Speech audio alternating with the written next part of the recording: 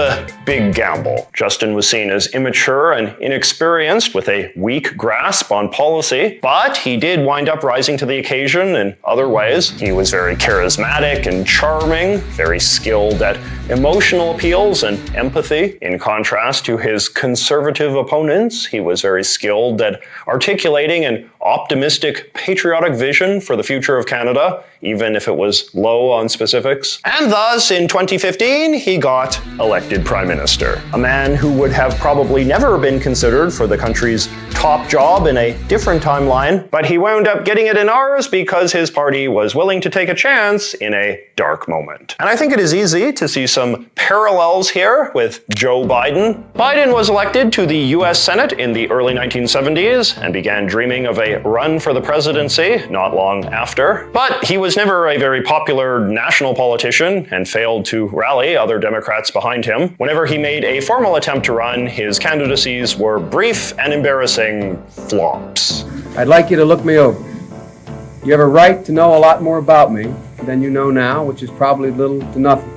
But then, in 2008, a much more successful presidential candidate, Barack Obama, picked Biden to be his vice presidential running mate. It was a decision greeted with a bit of skepticism by some pundits at the time. Senator Biden, after all, was a boring white guy in his late 60s from a safe Democratic state and clearly not all that popular. He seemed to offer very little strategic benefit to the Obama campaign, but Obama trusted Biden's wisdom and experience, and his decision to make him vice president helped set in motion the sequence of events that led us to where we are today. After taking a pass on the 2016 presidential race, Biden was one of many Democrats who chose to run against President Trump in 2020. Democrats saw Trump as a uniquely dangerous and destructive president, so the stakes of picking the right candidate to run against him were very high. And in this context, some of Biden's earlier problems as a politician now made him look freshly attractive. Once scorned as an elderly, boring figure of the Washington political establishment,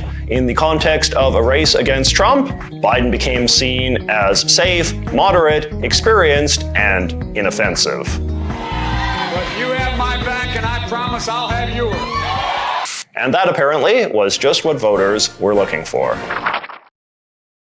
All right, and now let us talk about how the happy lives of these two men have recently taken a turn for the worse. Prime Minister Trudeau was re-elected twice, but his popularity has been on a pretty steady downfall since winning his third term in 2021. The Canadian economy has struggled badly in the aftermath of COVID, and Trudeau has taken a lot of the blame for the country's high rate of unemployment, inflation, and cost of living in general. There's also a sense that after 9 years in power, Canadians are just sort of blandly sick of him. He is a man who has a personality that tends to grate after a while. I always remember that somebody once told me that Trudeau's lighthearted style is that of a guy forever skating on the line between laughing with and laughing at. And I would say that he is now firmly on the wrong side of that balancing act. The fact that this clip of him dancing recently went viral for all of the wrong reasons is a good example. Now, while Trudeau has been consistently down in the polls for a while now, until 2 weeks ago, no one quite knew just how unpopular he truly was. On June 24th, there was a special parliamentary election in Toronto to pick a replacement for a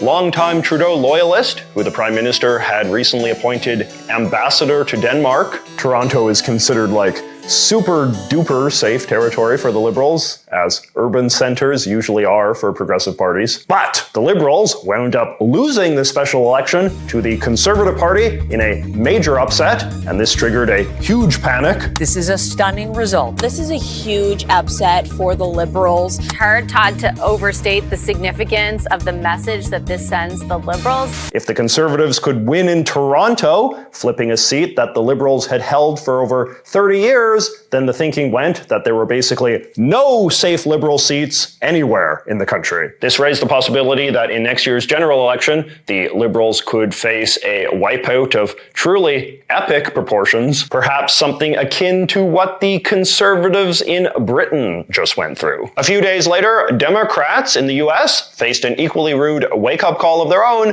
when President Biden faced off against former President Trump in their first televised debate since 2020. Trump's attempt at a political comeback has been going a lot better than many expected, with the two presidents running neck and neck. Both candidates thus needed to put on an impressive show at the debate, but Biden's performance was considered shockingly bad, even to a lot of Democrats. Biden is 81 years old, the oldest president ever, and even he will admit to fading a bit with age. But when he took the debate stage on June 27th, he looked truly pathetically doddering and feeble at a time when his party is trying to aggressively remind the public why they shouldn't give Trump a second chance. Biden came off as a man who could barely remember anything at all. With the COVID, excuse me, with dealing with everything we have to do with, look, if we finally beat Medicare.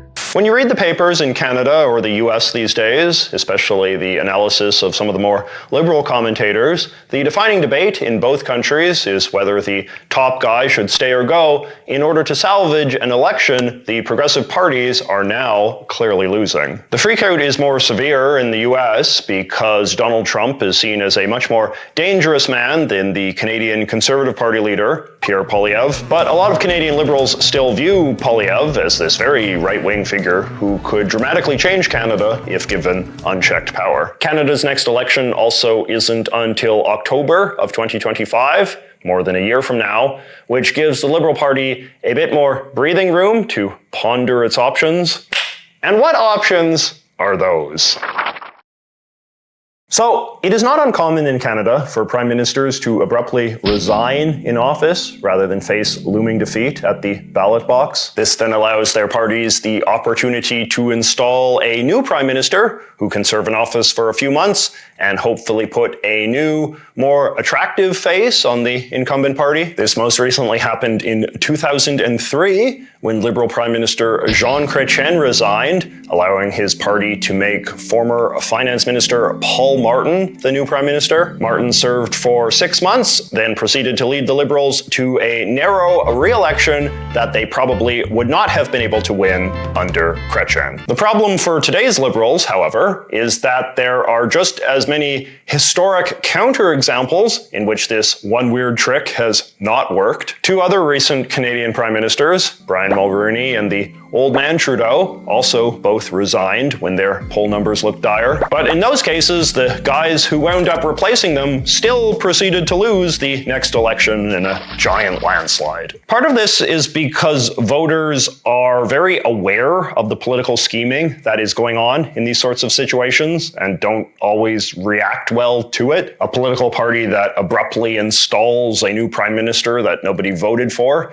can seem like it's playing games with the country's top job and abusing their control of the government for cynical, partisan purposes. Kim Campbell, in particular, who served as Prime Minister for just 4 months after Brian Mulroney resigned, is now widely regarded as a woman whose prime ministership made a joke of the office and helped cause her party to lose even bigger than it might have under Mulroney, as we learned from my award-winning video on the matter. It's also the case that Paul Martin was a uniquely popular and well-known member of the Chrétien administration, so he was a successor that some people were actually excited to see take over. There are no comparable stars in Justin Trudeau's cabinet, by contrast. The current Deputy Prime Minister, Chrystia Freeland, is often considered Trudeau's second in command, but she is not regarded as a great political talent and it's not obvious that she could do a better job leading the Liberals into the next election than Trudeau himself could. Trudeau's other cabinet ministers are mostly unknown to the public, in large part because